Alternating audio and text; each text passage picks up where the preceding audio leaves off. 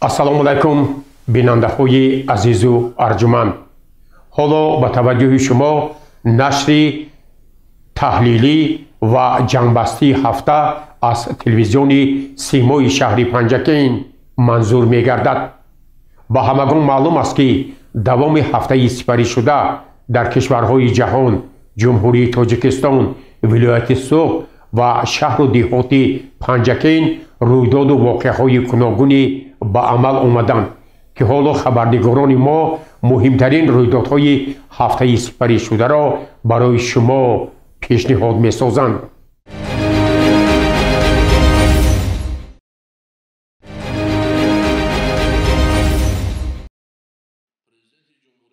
бо ташаббуси мақомоти иҷроии ҳокимияти давлатии шаҳри Панҷакент ба муносибати рӯзи милитсияи тоҷик чорабинии тантанавии идона баргузор гардид. дар чорабинӣ намояндагони вазорату идораҳои шаҳр, кормандону собиқадорони сохторҳои раёсати вазорати корҳои дохилии ҷумҳурии Тоҷикистон дар шаҳри Панҷакент, идораву муассисаҳои дастгоҳи раиси шаҳр ва дигар ниҳодҳои марбута иштирок намуданд.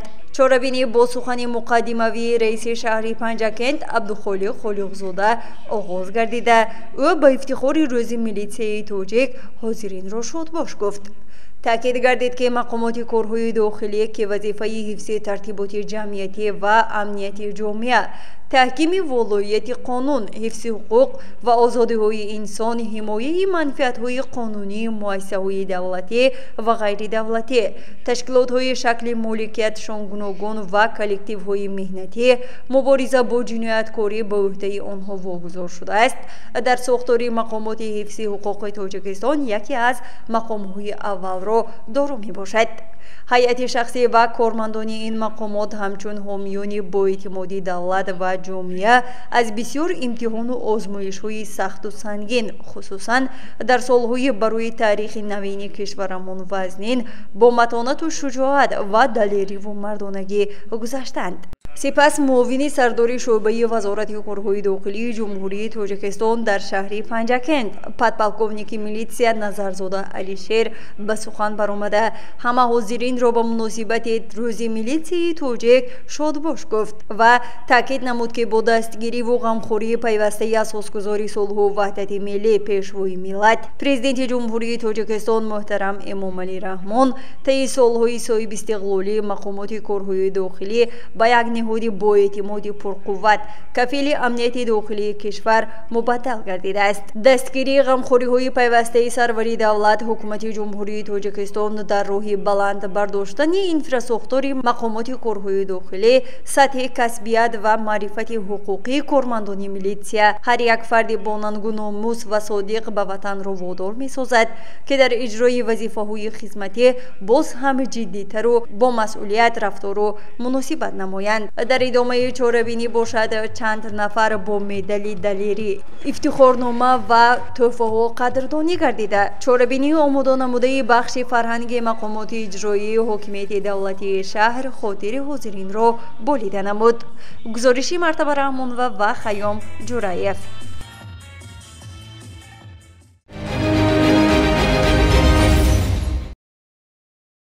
бо мақсади шиносоӣ аз рафти корҳои сохтмонии иншоотҳои ҷашнӣ ва сазовор таҷлил намудани ҷашни фархондаи миллату давлат 35-мин солгарди истиқлоли давлати ҷумҳурии Тоҷикистон, раиси шаҳри Панҷакент Абдухолиқ Холиқзода ба ҷамоати деҳоти Косатарош сафари корӣ анҷом дод. бояд гуфт ки дар деҳаи Чорбоғ бо рафти бунёди маҷмӯаи варзишӣ ва савдо ки аз ҷониби соҳибкор Акмал Ишбобоев сохта мешавад, раиси шаҳр шинос шуда, иқдоми мазкурро шоистаи арзёбӣ ва таҳсину офарин унвон кард. маҷмӯаи варзишӣ аз толори варзиш, толорҳои бозии саққол ва бозии кӯдакон иборат буда, дар маркази савдо фурӯши масолиҳи бинокорӣ низ ба роҳ монда мешавад. ҳамзамон раиси шаҳр дар ҷараёни сафари корӣ бо сохтмони синфхонаҳои иловагӣ дар назди муассисаи таҳсилоти миёнаи умумии рақами 86, бинои кӯдакистон дар деҳаи Нови Чомоқ که از جانب صاحبکار نرزولا رجبوف بنیاد می شود شناس گردیده. برای تیزانیدن سرعت ساختمان از جمله در فرصت کوتاه بالوپوش نمودن بوم صنفخانه‌های علاوگی رئیس شهر دستور سپارش داد. همزمان ضمن سفری کاری با جماعت دهاتی کوساتاروش رئیس شهر از رفت بنیاد و از نوسازی پایگاه آبکشی دشت کلون 1 و کانال در دهه کوساتاروش که با مبلغ گذاری کارخانه مشترک زرافشان از جانب پودرچی جمعیت دارای مسئولیتش محدودی فیض کوهستان بنیاد می‌گردد و برای آبیاری 200 هکتار زمین پیش بینی شده است دیدن نموده برای در مهلتی پیش بینی شده انجام دادن کارهای ساختمانی مصلحت داد. کشاورزان خواجگی دهقانی آریانای دهه جامچشمه دهاتی کوساتاروش شهر پنجکند با بنیادی باغ بادام در زمین‌های لومی آغاز کردند. در آغاز شنیدن تخم بادام که با اشتراک رئیس شهر پنجکند عبدالخالق خالقزاده برگزار گردید اطلاع داده شد که آن در مساحت 20 هکتار زمین‌های لومی حدودی خواجگی بنیاد کرده می شود. در یک قسمت این زمین‌ها که امکان آبیاری موجود است بادام شیریندانه و در قسمت لومی آن بادام کوهی می‌شناسند. تجربه دهقانان سابقه‌دار در زمین‌های نزد حلیگشان ثابت نموده است که در شرایط اقلیم اینجا نهال بادام شیریندانه و کوهی خوب سبزیده حاصل فراوان هم می‌دهد. برای بنیاد بادامزار تخمی نوع‌های با شرایط محل موافق انتخاب شده آن با مصلحت متخصصان و دهقانان سابقه‌دار شناخته می‌شود. به دهقانان مصلحت‌ها داده شد که نگاهبین و حفظ بادامزار را خوب برآورده به سبزیش سراسری تخمی‌ها نائل شوند. همزمان ضمن سفرکاری از ذخیره پیازی ساکنی دهه کوساتاروش خدایبردی نوریموف گرمخانه صاحبکار ساکنی دهه چهارباغ عبدالمجید حسینوف که در آن لیمو و افلیسون پرورش کرده می شود رفت بنیاد گرمخانه نو در شفت آن دیدن نموده. تجربه مذکور را برای کشاورزان دهه خوب و مفید ارزیابی کرد. سوزنی و گلدوزی‌های هر رنگ، بالوپوش و خلط‌های زیبا و حریر عروسی، کرپه و بالشت‌های قروقی، گلیمچه‌های دستی بافت، جامه‌های خوش‌دوخت که ساکنی دهه بیدکی جماعت دهاتی کوساتاروش آی جان می‌مینوه برای عروسان دهه دیگر طلبگاران هنر زیبای قدیمی ملی همراه اویله و شاگردانش می‌آفرد طلبگارانی زیاد دارد. ضمن سفرکاری با این جماعت رئیس شهر پنجکند عبدالخالق خالقزاده با محصول دست این بانوی هنرمند شناس گردیده به او احسان و آفرین خواند. هنرمند در صحبت با رئیس شهر پنجکند ابراز نمود که هنوز از زمان نورسی به هنر دوزندگی و بافندگی و گلدوزی شوق داشت و به تدریج هنرش رواج یافت و اهل اویله و 10 نفر دختران دهه آن را آموزاند. محصول دستش را بارها در نمایش‌های گوناگون در عیدهای بین‌المللی نوروز و سده منظوری همدیاران نمود. 10 نفر دختران زادگاهش و همسایه دهه‌ها نیز از محصول دست او برای جهاز عروسی برای خریداری می آیند. بانوی هنرمند آی جان می‌مینوه سال 2024 با قطار 20 زن موفق شهر پنجکند شامل شده مکافات مقامات اجرایی محلی حاکمیت دولتی شهر پنجکند را نیز صاحب گشته است.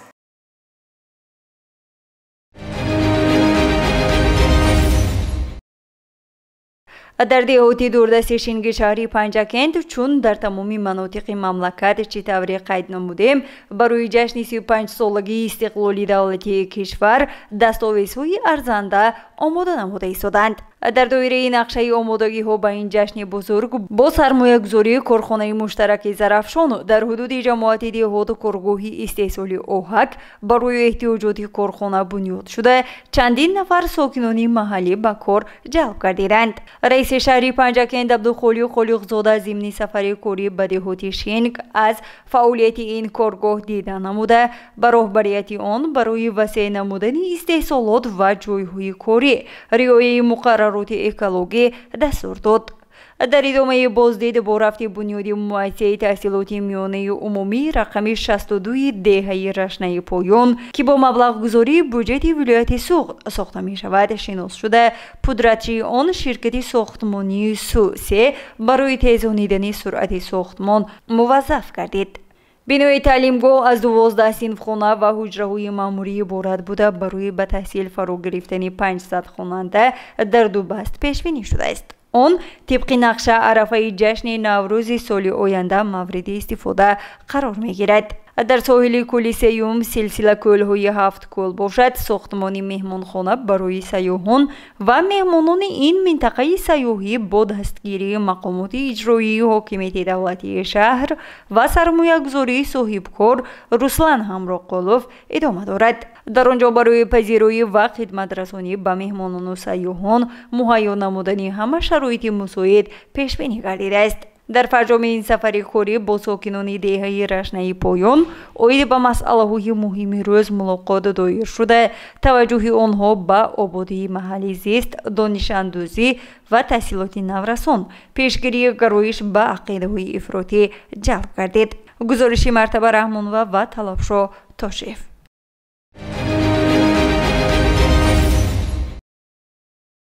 ин навбат раиси шаҳри Панҷакент Абдухолиқ Холиқзода ба ҷамоати деҳоти Моғиён сафари корӣ анҷом дод.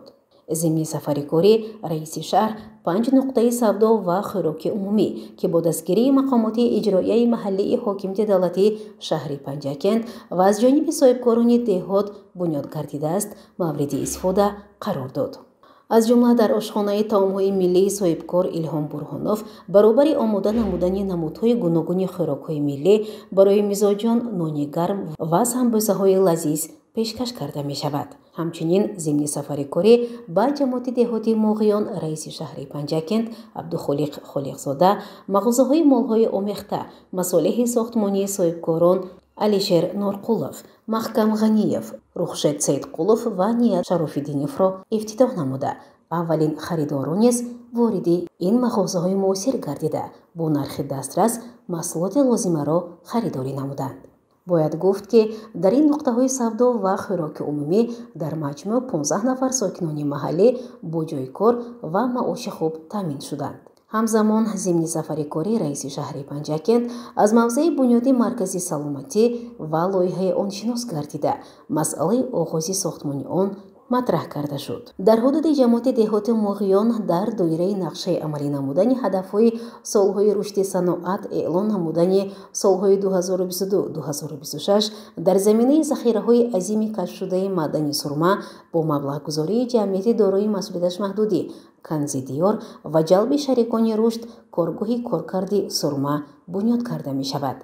раиси шаҳри Панҷакент Абдухолиқ Холиқзода дар доираи сафари корӣ ба ҷамоати деҳоти Моғиён бо рафти бунёди инфраструктури коргоҳи ояндаи саноати кӯҳӣ аз ҷумла хобгоҳ барои коргарон шинос шуд. иттилоъ дода шуд ки дар ин мавзеъ ба масофаи беш аз 30 километр роҳ кушода қумпӯш карда шудааст. ҳамчунин сохтмони 2 шаҳрак барои кормандони муҳандисӣ техникӣ ва коргарони коргоҳи оянда ки дорои 300 ҷой мебошад, бо истифода аз масолиҳи ҳозиразамони бинокорӣ дар арафаи анҷомёбӣ қарор дошта, дар онҳо барои будубоши коргарон ҳамаи шароити зарурӣ муҳайё карда мешавад. баъди ба истифода додани ин коргоҳ дар он дар навбати аввал ташкили беш аз 1000 ҷойи кории нав барои мутахассисон ва коргарон дар назар дошта шудааст. зимни сафари корӣ раиси шаҳри Панҷакент Абдухолиқ Холиқзода ба ҷамоати деҳоти Моғиён аз ин захираи маҳсулоти хӯроквории аҳли оилаи сокини деҳаи хурмии ҷамоати деҳоти Моғиён Худойбердӣ Разоқов дидан намуда, иқдоми ӯро ба дигар сокинон барои таъминоти оила намунаи ибрат арзёбӣ карда ба ӯ аҳсан гуфт. Худойбердӣ Разоқов дар анбори манзили истиқоматиаш барои давраи зимистон ва баҳори оянда ба қадри кофӣ маҳсулоти ғизоӣ аз ҷумла гандум, картошка, пиёз, сабзӣ, каду, нахӯд, лӯбиё, себ, дар зарфҳои шишагии сабзавоту хӯришҳо ҳамчунин асал низ захира кардааст. ҳамзамон дар ин сафари корӣ ҳамчунин раиси шаҳри Панҷакент Абдухолиқ Холиқзода аз фаъолияти гармхонаи бо технологияи замонавӣ муҷаҳҳазгардонидаи соҳибкор Мурод Юсуфов дар масоҳати 5 ҳисса замин дидан кард. ҳоло дар гармхона ниҳолҳои помидор, бодиринг ва қаламфури ширин дар кишти дуюм парвариш карда мешавад. барои фаъолияти минбаъдаи соҳибкор Мурод Юсуфов муваффақият таманно карда баҳри ҳосили фаровон ба даст овардани соҳибкор маслиҳатҳо дода шуд.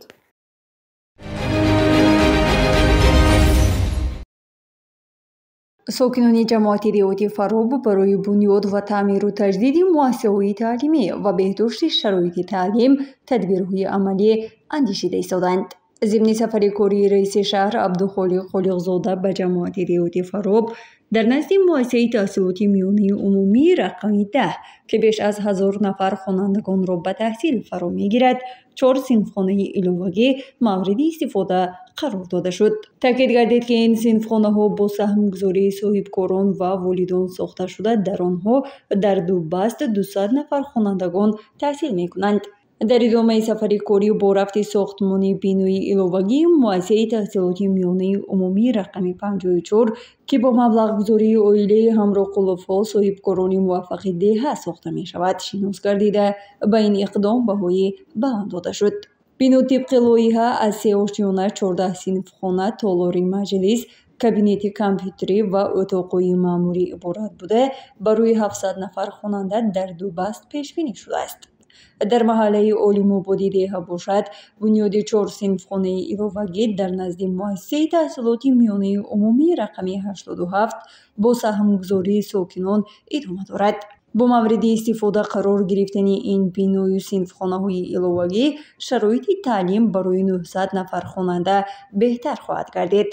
در جریان سفر کاری به دیهات فراب عبدالخالق خالقزاده در موضع روی دریای دیه 2 پل برای نقلیات و پیاده گذر که با خرج 120,000 سومانی از جانب ساکن دیه عبدالرحیم گرگیف و فرزندانش ساخته شده است مورد استفاده قرار داده شد. همچنین در این روز در مرکز دیه نانوایخانه صاحبکار عالم همراه قلوف به کار شروع نمود. گزارش مرتبه رحمانова و طلبشاه توشیف.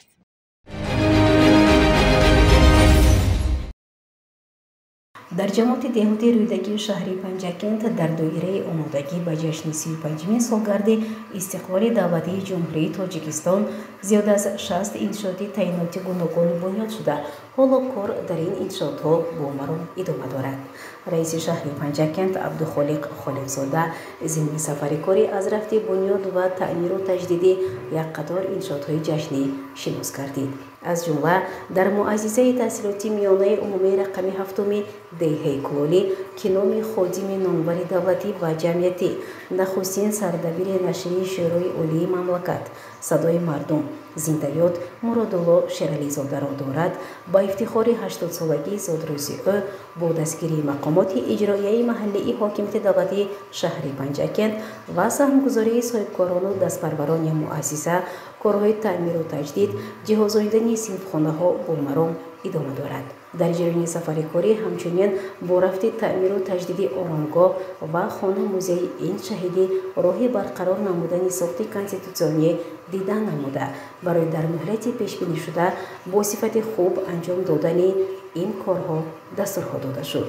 ضمن بازدید رئیس شهر پنجکent عبدالخالق خالقزاده از رفت ساختمان مرکز طبی و بینای نوی مؤسسه تحصیلاتی میانه عمومی رقم 13 دیدن نموده و پدرچیان برای در مهلت مقرر شده انجام دادن کارهای ساختمانی انشاءاتی مذکور وظیفه ها داد.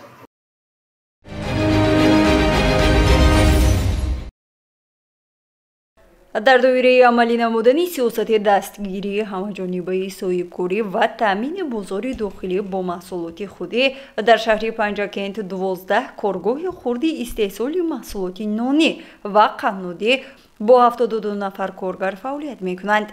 رئیس شهر عبدالخالق خالقزاده با گروه کاری از فعالیت چندی از آنها و مؤسسه‌های خوراک عمومی بازدید نمود. از جمله ضمن بازدید از کارگاه خرد قنادی جمعیت دارای مسئولیتش محدود شیرینی‌های عالم اطلاع داده شد که آن با ابتکار صاحبکار عالم بازاروف تشکیل شده چندین سال باز به استحصال تورت، کلچه قند و دیگر محصولات قنادی و نانی مشغول است و محصولات آن در بازار سرخریدار است. حالا در کارگاه 10 نفر به کار فرا گرفته شده از حالت تازگی و سانیتری کارگاه اظهار قناعتمندی گردید. در این روز اینچنین با فعالیت کارگاه‌های خرد قنادی و مغازه‌های جمعیت دارای مسئولیتش محدود قنادی، شیرینی‌های صدبرگ، شیرینی‌های شرف دیدن نموده به راهبران آن برای رعایت قطعی قاعده‌های سانیتری، زیاد نمودن نامگوی محصولات و جلب بیشتری بانوان به کار دستور داده شد.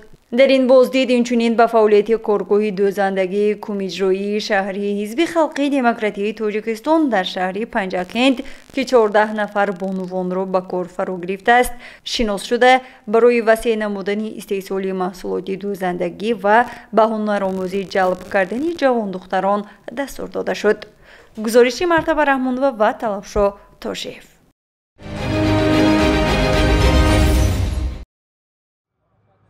در میدان مجسمه شاه اسماعیل سامانی شهر پنجاکند اولین نوازکاران دعوتی تیرماهی در فضای تنتنوی سوگند حربی یاد نمودند. در مراسم سوگند یادکنی معاون رئیس شهر مراد شکرزاده پدر و مادران و نزدیکان و پیوندان سربازان شرکت ورزیدند. معاون رئیس شهر پنجاکند مراد شکرزاده سربازان را با این لحظه فراموش نشونده صمیمانه تبریک و مبارکباد نموده ذکر کرد. امروز به شما میسر گردیده است که در صف افسران و سربازان کشورهای داخلی در یک ردیف ایستاده برای تامین امنیت مملکت صادقانه خدمت وطن مادر را ادا نمایید. ذکر نمود که اساسگزاری صلح و وحدت ملی پیشوای ملت پرزیدنت جمهوری تاجیکستان محترم امامعلی رحمان در سخنرانی‌های خود قشون‌های داخلی را سپری با اعتماد دولت و ملت کفیل امنیت و ثبات کشور و ترتیبات جمعیتی اعتراف نمودند. در حضور مهمانان دعوت شده سربازان سوگند صداقت با نام وطن یاد نمودند و قول دادند که وظیفه حربی خود را با شرفانه بجا می‌آورند، آزادی و استقلال دولت را مردانه‌وار محافظت می‌کنند. در جریان چاره‌بینی والدان نوازکاران همچنین مهمانان دعوت شده سربازان جوان را مبارکباد نموده برایشان آرزوهای نیک تمنا نمودند. نوازکاران سوگند یاد نموده ضمن سخنرانی خود قید نمودند که وطن مادر را همچون گوهرک چشم خود حفظ خواهند نمود. پس از مراسم تنتنوی سوگند یادکنی به نوازکاران و حاضرین چاره‌بینی آماده نموده بخش فرهنگی مقامات اجرایی محلی و حاکمیت دولتی شهر پیشکش گردید. گزارش مرتبه رحمانова و خیام جورایف.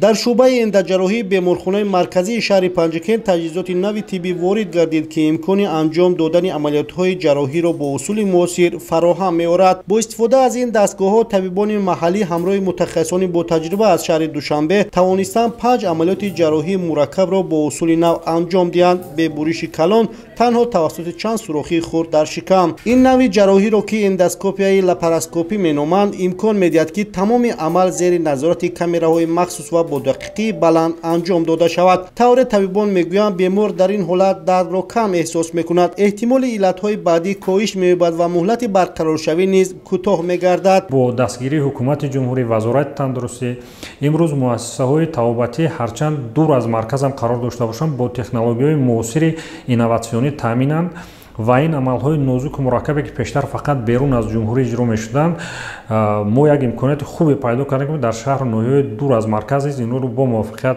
انجام دهیم. این امکانات می‌دهد که اهالی کشور بیرون از جمهوری و بیرون از اون شهر ناحیه‌ای که زندگی می‌کنند نرفته در مکان زیست خود یک خدمت بلندصفت طبی را گیرند. در اصول عنعنوی بیمار بعد جراحی تا 1 هفته در بیمارخانه بستری میگردید و تنها بعد 4 تا 6 ماه توان بازگشت به مهنت را پیدا میکرد. اما با اصول نو پس از 1 روز از بیمارخانه رخصت شده در مدت 1 ماه پورا به فعالیت عادی برمیگردد. اجرای شامل با این تکنولوژی با ما و به بیماران یک سبکی میآورد چون که دوره ریابیلیتاسیون یعنی دوره برقرارشوی بیماران از 1 هفته 5-6 روز تا 1 شبانه روز است. یعنی این بیماران اگر به طور عنعنوی پیشتر جراحی میشدند و 6-7 روز مجبور بودند در بیمارخانه بستری باشند، ما پس از اجرای این عملهای مینی اینوازیوی بیماران رو 1 شبانه روز پس به خانه رخصت میکنیم. تجهیزات موثر امکانیت می‌دهد که طبیب تمام جریان را توسط مانیتور اداره نماید، جراحی با دقیقی بلند گذارد و خطر خونروی یا آسیب عضوها به حد نهایی رسد. در عین زمان طبیبان در شعبه با هم تجربه مبادله کرده روند و نتیجه عملیات‌ها را بررسی می‌کنند. این همکاری متخصصان صاحب تجربه و دکتران محلی به بلند گردیدن ملکه کادرهای جوان مساعدت می‌کند. با وارد شدن چنین تجهیزات پیشرفته و استفاده اصول‌های معاصر طبابت، امکانیت‌های ساحه طب در شهر پنجکند به طور نظررس وسیع گردیدند. امروز بیماران برای گرفتن چنین نوع خدمت‌رسانی جراحی دیگر احتیاج ندارند به شهرهای دیگر روند. همه کار در حدود پنجکند با سطح بلند و مطابق به طلبات معاصر انجام داده می‌شود. خوشبختانه با دستگیری حکومت جمهوری تاجیکستان همه‌ساله به بیمارخانه مرکزی شهر پنجکند تجهیزات‌های نوی زمانوی وارد می‌گردد که امروز با دستگیری وزارت تندرستی و حفظ اجتماعی اهالی جمهوری تاجیکستان متخصصان مرکز جمهوری علمی جراحی دل و رگ‌ها به شهر پنجکند آمده 5 نفر بیماران را با اصول نوی طبابت جراحی ملا اینوازیوی اندوجراحی که به بریش انجام یافت 5 نفر بیماران را جراحی کردند. امروز ما با باوری کامل میگویم که در آینده بیمارانی که سفر میکردن به شهر خوجند و دوشنبه که خراجات زیادی را طلب میکرد، امروز در شهر پنجکند در شعبه اندوجراحی متخصصان محلی این جراحی را انجام میدهند. با راهنمای پیشوای معظم ملت محترم امامعلی رحمان و دستگیری حکومت جمهوری تاجیکستان، سالهای آخر زمینه مادی تکنیکی ساحه تندرستی شهر پنجکند به طور بی‌سابقه تحکیم یافته است. در مؤسسات طبی شهر حالا زیاده از 3000 کارمند ساحه از جمله صدها دکتر صاحب تجربه و کارمندان میانه طب فعالیت دارند. همه این اقدام‌ها با هدف حفظ سلامتی مردم و تأمین زندگی سالم برای هر یک شهروند کشور روانه شدند.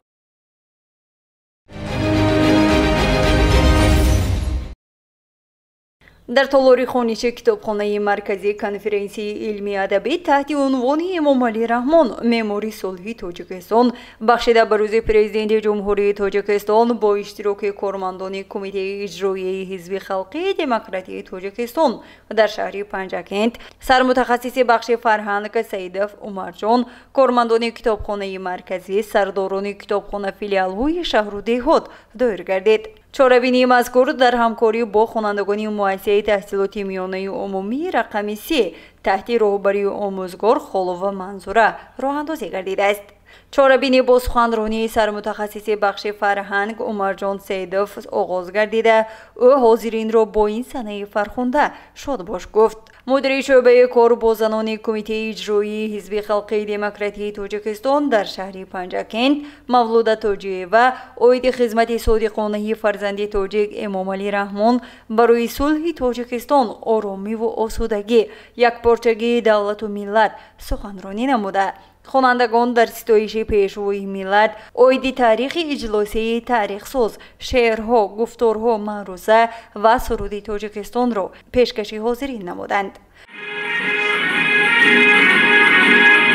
از خجندم تا به خطام وحدتی من ملک سامان، از بدخشان تا زرافشان جنتی من تاجیکستان، وحدتی من سرنوشت است، پرچمی من سرنوشت است، شش جهت ما را بهشت است، مهر خاور آسایش است، دولتی من تاجیکستان، وحدتی من تاجیکستان، پرچمی من تاجیکستان، جنتی من تاجیکستان، دولتی من تاجیکستان، وحدتی من تاجیکستان، پرچمی من تاجیکستان،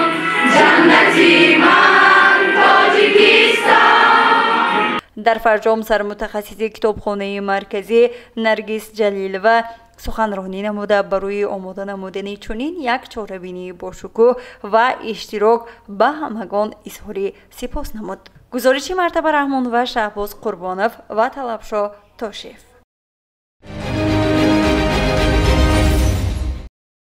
иқтисодиёт маҳаки муҳими рушду тавсеаи ҳар як кишвар, кафили ҳаёти осоишта ва саломатии мардуми он дар маҷмӯъ мебошад. Аммо ашхосе пайдо мешаванд, ки пай ба даст овардани даромади муфт ба иқтисоди давлатдории миллӣ ва пешрафти хоҷагии халқ зарару зиёни ҷиддӣ мерасонанд. Дар натиҷаи фаъолияти оперативии ҷустуҷӯии кормандони Кумитаи давлатии амнияти миллии ҷумҳурии Тоҷикистон дар самти таъмини амнияти иқтисодӣ муайян карда шуд, ки Шаҳрванд Эрматов Юсуфҷон Ёқубович соли таваллудаш 1990 зода ва сокини ҷамоати деҳоти Додабои Холматови ноҳияи Бобоҷон Ғафуров дар ҳудуди вилояти Суғд ба фурӯши тамоку ва маводи пиротехникӣ барои ҳаёти инсон хавфнок машғул шудааст. Муайян гардид, ки Эрматов Юсуфҷон дар робитаи тиҷоратӣ бо шаҳрванди Ҷумҳурии Қирғизистон тибқи маслиҳати пешакӣ 15 000 қутии маводи тамокуи тамғаҳои Эссе Ченҷ, Милано ва Орисро ба маблағи 138 000 сомонӣ дастрас ва ба таври қочоқ онро ба ҳудуди Ҷумҳурии Тоҷикистон ворид намудааст. ҳангоми аз назаргузаронии пинҳонгоҳ воқеъ дар ҳудуди ҷамоати деҳоти Додабои Холматови ноҳияи Бобоҷон Ғафуров зиёда аз 8860 қутии маводи тамокуи навъҳои Эссе Ченҷ, 2500 қутии навъи Милано Лондон, 930 қутии навъи Орис Пулс Манго Минт, 1710 қутии навъи Милано Лок ва 2 халта маводи пиротехникӣ дарёфт ва мусодира гардид. аз рӯи нишондоди шаҳрванд Эрматов Юсуфҷон маълум карда шуд, ки номбурда ҳар сол 2 маротиба аз Ҷумҳурии Қирғизистон дар ҳаҷми махсусан калон маводи тамокуро ба таври қочоқ ба Ҷумҳурии Тоҷикистон ворид намуда, дар мағозаҳо ва нуқтаҳои фурӯши ноҳияи Ашт тақсим мекардааст. бо шаҳрванди Қирғизистон ба маблағи 138 000 маводи тамоку, яъне сигарет, борои қочоқ медаровардам ба ноҳияи Ашт бурда тақсим кардам. дар идомаи амалиёти дигари кормандони мақомоти амнияти миллӣ дар ҳудуди вилояти Суғд боз як кӯшиши дигари фурӯши ғайриқонунии тамоку дар ҳаҷми махсусан калон пешгирӣ карда шуд. дар мағоза ва манзили истиқоматии шаҳрванд Арабов Хуршед Рӯзибоевич соли таваллудаш 1986 зода ва сокини ҷамоати шаҳраки Меҳрободи ноҳияи Ҷаббор Расулов маводи тамокуи навъҳои Эссе Ченҷ, Винсен, Милано Лондон, Парламент, нӯшокии спиртӣ ва дигар маҳсулоти истеъмолӣ ба саломати шаҳрвандон хатарнок дарёфт ва мусодира карда шуд. Арабов Хуршед зиёда аз 5 сол аст, ки маҳсулоти зикршударо ба таври қочоқ аз Ҷумҳурии Қирғизистон бидуни тамғагузории аксизӣ вориди Ҷумҳурии Тоҷикистон намудааст. натиҷаи ташхиси филиалии суғдии Маркази ҷумҳуриявии экспертизаи судӣ ва криминалистии Вазорати адлии Ҷумҳурии Тоҷикистон ва Корхонаи давлатии фаръии Ҷумҳуриявии Суғд нархгузор нишон дод, ки дар ҳақиқат нӯшокиҳои спиртӣ болозикр ба меъёрҳои стандартии истеҳсолӣ ва талаботи санитарию эпидемиологӣ ҷавобгӯ набуда, пас сифат ва барои саломатии истеъмолкунандагон хатарнок мебошад. Ман соли 2016 то ҳозира молҳои таври қочоқро даромадагиро то ҳозира мефурӯхтам. айни замон нисбат ба шаҳрвандон Эрматов Юсуфҷон Ёқубович бо дастрасии моддаи 289 қисми 2 ва Арабов Хуршед Рӯзибоевич бо дастрасии моддаи 259 илова 1 қисми 2 Кодекси ҷиноятии Ҷумҳурии Тоҷикистон парвандаи ҷиноятӣ оғоз гардида тафтишот идома дорад. рушди иқтисодиёт, таъмини ниёзҳои иҷтимоӣ ва солимии ҳар як сокини ҷумҳурӣ бо масъулиятшиносӣ ва ҳалолкории соҳибкорону тоҷирони ватанӣ алоқамандии зич дорад. мутаассифона наворҳои манзури бинандагон гашта собит менамоянд, ки ашхоси алоҳида дар пайи ба даст овардани даромади муфт на танҳо волояти қонунро зери суол мебаранд, балки саломатии ҳар як ҳамватани хешро зери хатар мегузоранд. табиист, ки амали бад ҳеҷ гоҳ пӯшида намемонад ва гунаҳгор ҳатман дар назди қонун ҷавоб хоҳад гуфт.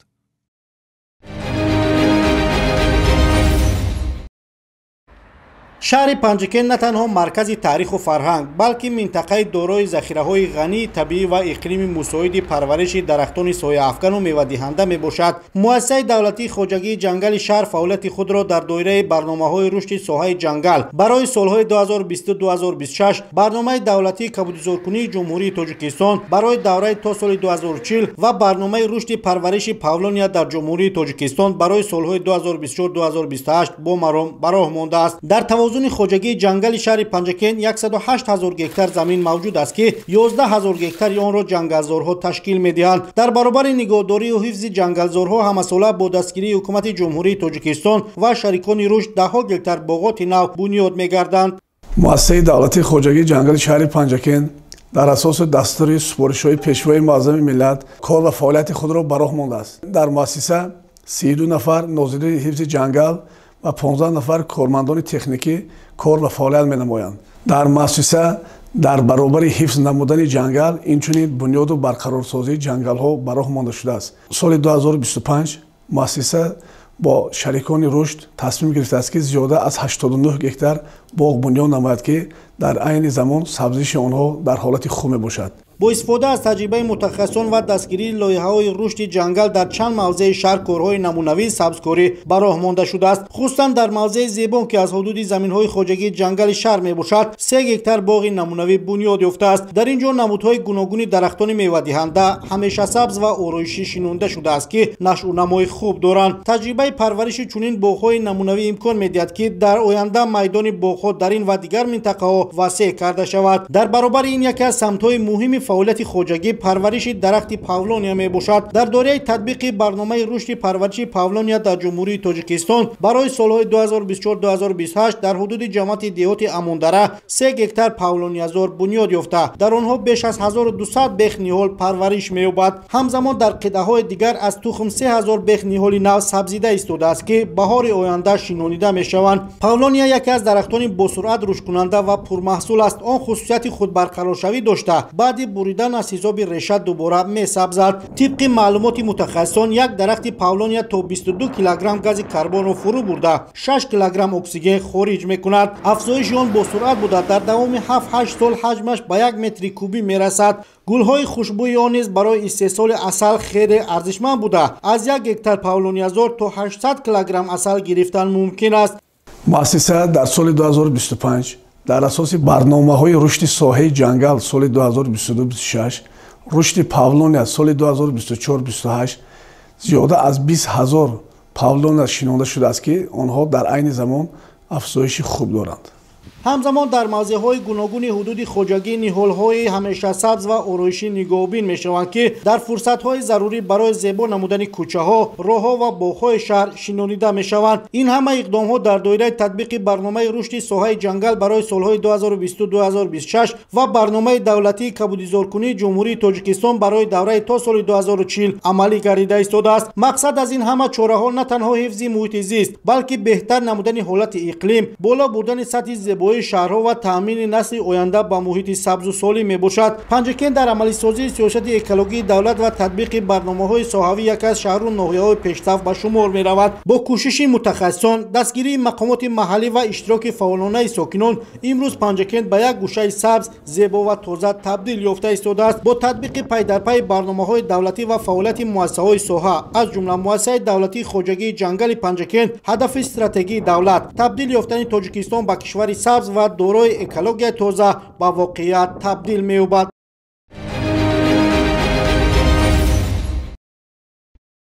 واقعاً هفته‌ای که سپری گردید در خاطرات ما با رویداد واقعه‌های گوناگونش ثبت خواهد شد.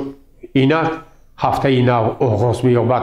ما به همه شما بینندگان عزیز و ارجمند در هفته نو پیش از همه تن صحت، خانه آباد، بخت و سعادت و موفقیت ها در همه جاده های زندگی آرزو میکنیم و من امید میکنم که مردم پنجکنت باستان در راه تطبیق سیاست سازنده اساسگذاری صلح و وحدت ملی پیشوای ملت پرزیدنت جمهوری تاجیکستان محترم امام علی رحمان سهم ارزنده خویش را میگذارند و ما همگان جشن فرخنده 35مین سالگرد استقلال دولتی جمهوری تاجیکستان را سزاوار استقبال میگیریم. سلامت و سربلند باشید.